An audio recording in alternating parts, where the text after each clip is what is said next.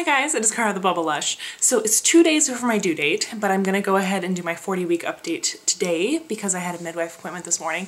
And yeah, I could wait 2 days to do it, but really I just don't see the point. Also, I'm filming down in my family room / den. We are still putting the last finishing touches. I have to organize toys and stuff, but I'm down here because Hannah is taking a nap. Since I'm doing it today, the best time to do it is during nap time. So I went in for my last midwife appointment, 39.5-week appointment, and I haven't made an update for, I guess, 38 and 39 weeks or whatever, just because nothing really has been going on. I haven't had any contractions. I haven't really even had, I've had some like Braxton Hicks contractions. A lot of times, what I'm feeling is more like period cramps coming on, that type of kind of rhythmic cramping, but it doesn't feel the same as a contraction. I don't know how to really explain it. So I've had a couple of nights of those, but nothing to really write home about or get excited about as far as I was concerned.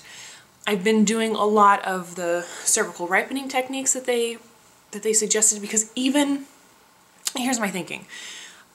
Okay, so I didn't go into labor on my own last time and I had to be induced. And because of that, because that hormone signal, my body just never did, there's an increased chance that that'll happen again and I'll have to be induced again. I'm just faulty, I guess, like that, and that my body just doesn't go into labor on its own. So my chances of needing to be induced are increased, right? And I'm okay with that. I'm not scared of an induction. I've done it before and it didn't turn out great, but I'm not that afraid of it, I guess is what my point is. But if I do have to be induced, I would like to at least have a favorable cervix and not be starting from zero. So that's why I'm doing some of these cervical ripening techniques. I've been talking about them on Facebook. Things like that might totally be wives' tales, or they might actually work, who the hell knows. Evening primrose oil, red raspberry leaf tea, pineapple. Spicy food isn't really like a cervical ripening thing, it's just, what the hell, why not try it? Doing some nipple stimulation using the breast pump, which is so annoying because here you have the breast pump and I do it for 20 minutes on one side and 20 minutes on the other side and repeat, and you just do one side at a time. And I collect like 3 drops of colostrum, which I throw in the freezer because why not? But then, honestly, I leak more into my breast pads than I collected during using the breast pump. It's just so weird. And my midwives told me to do all these things. Going on walks, squatting as much as I can, although my pelvis is definitely hurting. Sitting on a medicine ball and trying to lean forward a lot so that he stays in a good position. At this point, since I had, last time they checked, he was like centered and kind of lined up and ready to go. They didn't want me to like recline very much. They want me to like lean forward when I'm sitting down. Sure, whatever. So, I've been doing all those things. No contractions, no real signs of labor, but I'm cool with that. It's fine. And where we left it was that we would probably do an induction right around 41 weeks, either the day before, which is a Friday, or that Saturday, depending on how full they were. And that the likelihood that we would just do a straight up scheduled C-section, sorry, this hair is driving me nuts, really low because he was in a good position. I'm fine with trying an induction and seeing how things go. The only different from this induction to last induction is because I have a uterine scar from a previous C-section, they're not going to start with the meso. Last time they did meso, like kind of all day, and then they did the Foley bulb, and then we did Pitocin, and Pitocin, and Pitocin, and Pitocin, and more Pitocin. This time around, we won't do the meso, because you can't do that if you have a previous C-section or a previous uterine scar. So we'll either go straight to the Foley bulb, or we'll go straight to Pitocin. Those are kind of the only 2 options. And it will depend on I guess what the midwife thinks, how my cervix is, I don't know, flip of the coin, something, right? So that's what I'm going into. This is such a long video. I'm trying to talk fast, I'm sorry. That's what I'm going into this midwife appointment thinking, like, that is still the game plan. So I tell her, no contractions, no real signs of labor, some cramping. I've been doing all the cervical ripening techniques you want. I've been feeling more like lightening, more heaviness in my pelvis, definitely increased pelvic pain. So I'm hoping that my cervix is changed for the better in somewhat, like in some way. I'm hoping that he's maybe engaged or at least lower. This is kind of what I'm thinking, right? And she was like, okay, sounds great. Okay, so I had to move my tripod. The sun came out from behind a tree and it was doing awful things. So let me see kind of where I was. We started out the appointment by her just saying, we'll do a cervical check, and while you're on the table, you know, we'll do your fundal height and everything. So they went out onto the table. I took everything off from the waist down and covered up with that paper blanket. And at that point, they came back into the room, and she had a midwife student with her. And so the midwife student started measuring my fundal height, and it was 39, which is good. It's really good. I'm not measuring a head or anything like that. I finally kind of caught up. And then she was trying to find the baby's back so that she could do the heartbeat. And she was kind of having a hard time.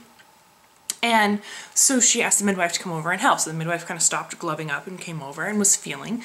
And she was like, okay, I think this is the back. And she felt kind of up at the top, and she was like, is that his butt or is that his head? And I was like, I really don't think that he's breached because he's kicking really hard way up here. And she goes, she's like, and he's moving. He's just like squirming all over the place. She's like, okay, I think his heartbeat is like right here. So they put the little Doppler thing right where they thought the heartbeat was. And then all of a sudden he just like moved.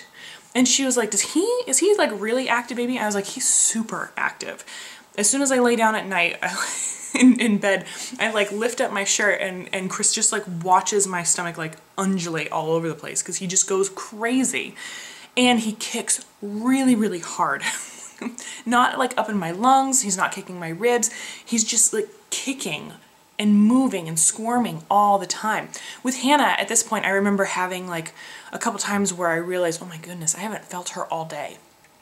And like stopping everything I was doing and like pushing and prodding on my stomach, trying to feel any movement, until finally like 10 minutes later she would kick, and then I'd be like, okay, thank goodness. But with this baby, as soon as I think, I don't think I've felt him kick for a couple hours, I can just like lightly press my hand on my stomach and I can feel him moving under there. He's so active and mobile, and it's crazy because at this point usually they start running out of room. So she's feeling again, and she was like, let me just double check that that's his butt and not his head. And so she goes down by like my pelvic bones, and she's trying to squeeze like for, I guess, the back of the neck, kind of head, so they can really tell. Oh, I think Hannah's awake. All right, Hannah's gonna be joining us for the rest of this video. I'm gonna try to fix your hair, okay? Okay. Okay. All right, so, was I? Okay, so she's trying to feel for his head. And all of a sudden she's like, oh goodness, this changes everything. I was like, what? What are you feeling? And she was like, his head isn't even in your pelvis. She's like, it's like over here. I was like, are you kidding me? And she was like, no. She's like, his head isn't engaged. He's not vertex. She's like, he kind of feels like he is, but his head is not in your pelvis. And I was like, oh my goodness. I just started getting so frustrated because it feels like with this pregnancy, if it is not one thing, it is another. So she goes, this completely changes everything because his head is not engaged. It's way over here. He's not vertex. He's not lined up. He's like not ready to go. She's like, if we were to do an induction, do you want to go get a toy?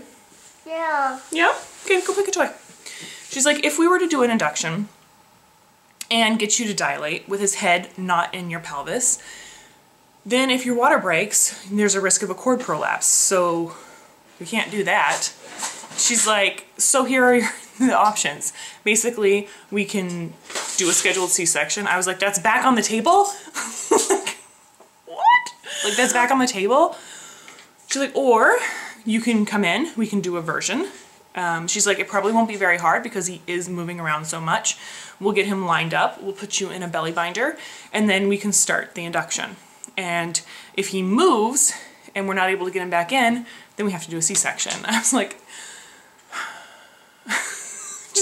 do you guys understand like why I'm frustrated? I think it's easy to understand, but it's frustrating. And I'm just like, are you serious? Like, I got him to turn and now he's still not engaged. He's just not cooperating. So I know that there are women that are watching this just saying, my God, girl, just get a freaking C-section already. And it seems like that's such an easy answer, but honestly, do you not know me at all? Like, I did 50 hours of Pitocin contractions without any pain relief because I believe in natural birth that much.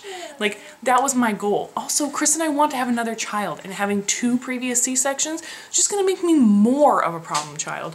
Like, everyone, all the midwives want to see me have this VBAC. And so my midwife was just looking at me like, with such pity. Just being like, I can't believe this is all happening. She's like, part of me can because you're the problem child. I was like, of course, I know I'm the problem child. And she's like, but this is kind of ridiculous. I was like, I know it's ridiculous. I'm so frustrated. So this next week, basically, awesome. Can you put the yellow where the yellow goes? Good. Very good. Good job, Hannah.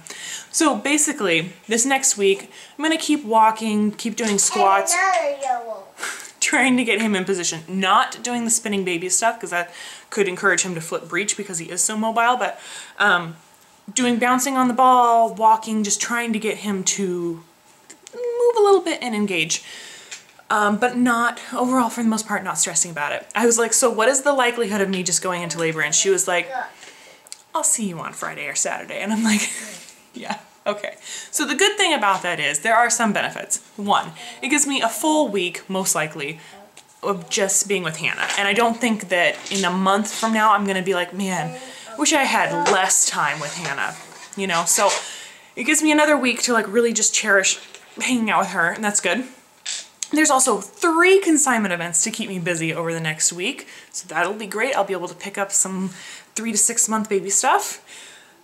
It'll also give me another excuse to get out and walk around, try to get this baby engaged. It gives me another week to like nest, get everything ready, get everything prepared.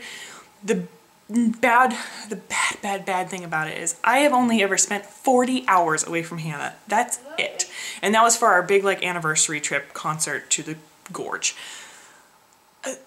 If I do an induction and it fails and I end up with a C-section, so I have to recover for like 3 to 4 days. You want to sit down on my lap? I'm looking at a week away from Hannah. Like, it could be a week. And that is just, makes me so sad. I can't imagine being gone for a week and missing a week. You changed so much in a week. And you can come and visit me and I can FaceTime, but it's not the same. All right, let's do a belly shot real quick. I'm running out of battery. Okay, so I'm gonna do a belly shot real quick. This is 39 weeks and 5 days, also known as 40 weeks, because really, how much is it gonna change in 2 days? All right. So it seems like I'm always wearing these jeans when I film. It's mainly just because the belly band on my actual maternity jeans is coming unraveled, so it's annoying to wear them. So there he is in all his glory. Big boy. This is from the front.